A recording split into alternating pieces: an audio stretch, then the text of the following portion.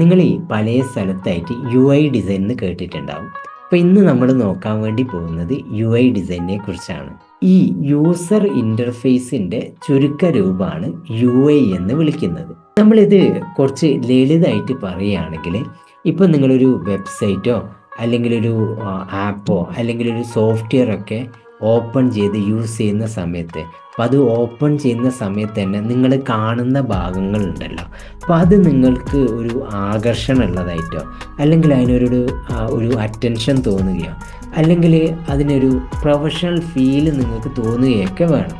അപ്പോൾ ഇങ്ങനെയൊക്കെ തോന്നാൻ വേണ്ടിയിട്ട് അതിൻ്റെ ഇൻ്റർഫേസ്, നിങ്ങൾ കാണുന്ന ഭാഗങ്ങൾ, നിങ്ങൾ ഉപയോഗിക്കുന്ന ഭാഗങ്ങളെ ഡിസൈൻ ചെയ്യണം. അതാണ് യൂസർ ഇൻ്റർഫേസ് ഡിസൈൻ അല്ലെങ്കിൽ യു ഐ ഡിസൈൻ എന്ന് പറയുന്നത്.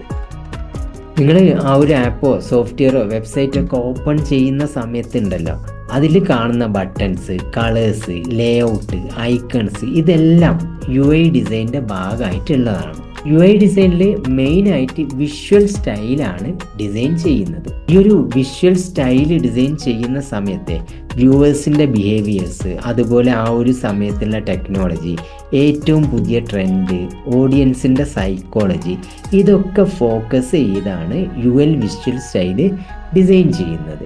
ഈ ബ്രാൻഡിൻ്റെ വാല്യൂ, അതുപോലെ തന്നെ ട്രസ്റ്റ്, പിന്നെ വ്യൂവേഴ്സിൻ്റെ റിട്ടൻഷൻ, ഇത്രയും കാര്യങ്ങൾക്കാണ് യു ഐ ഡിസൈനിൽ ഇമ്പോർട്ടൻ്റ് കൊടുക്കുന്നത്. അപ്പോൾ നിങ്ങൾക്ക് ഈ ഒരു വീഡിയോയിലൂടെ യു ഐ ഡിസൈൻ എന്താണെന്നുള്ളത് സിമ്പിളായിട്ട് മനസ്സിലായിട്ടുണ്ടാവുമെന്ന് ഞാൻ വിശ്വസിക്കുന്നു. പിന്നെ ഈ ഒരു വീഡിയോ ഇഷ്ടപ്പെട്ടിട്ടുണ്ടെന്നാണെങ്കിൽ ലൈക്ക് ചെയ്യുക, ഷെയർ ചെയ്യുക, ഫോളോ ചെയ്ത് സപ്പോർട്ട് ചെയ്യുക.